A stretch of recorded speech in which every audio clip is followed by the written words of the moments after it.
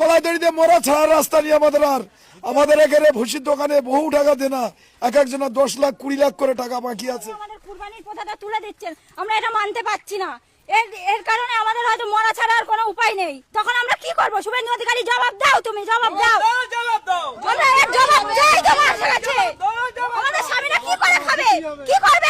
আমরা এখন রাস্তায় বসা ছাড়া আর কোনো মানে উপায় নেই, আমাদের মরা ছাড়া আর কোনো উপায় নেই। তাহলে এসে বিষ দিয়ে যাও না, আরে দড়ি তুলে মানে হাতে দিয়ে যাও, তাহলে আমরা মরি, আপনি সেটাই দেখুন। আমাদের এটাই পেশা হয়েছে, আমাদের এটাই পেশা। আমাদের স্বামীরা আর কোনো মানে কাজে কর্মে যুক্ত নেই, আমাদের এই করে খেতে হয়।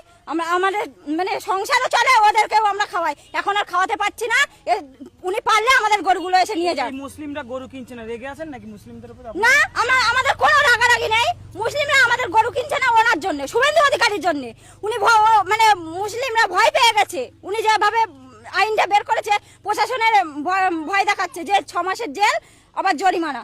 এই মানে এই ভয়তে কেউ আসছে না আমাদের গরু কিনতে। বিজেপি নিয়ে আসা আচ্ছা দিন, কতটা আচ্ছা দিন হয়েছে আপনাদের কাছে? না, কোনো আচ্ছা দিন হয়নি, খারাপ হয়েছে আমাদের, আরো আমাদের দিন খারাপ হয়েছে।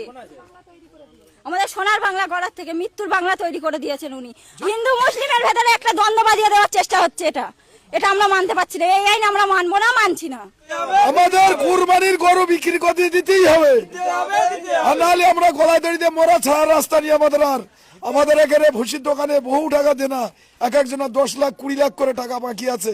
এই যে আমরা কিছু শুনতেছি যে এখানে হিন্দু যারা আন্দোলন করতেছে তারা বলতেছে যে ওরা মুসলমান, আমরা হিন্দু না মুসলমান।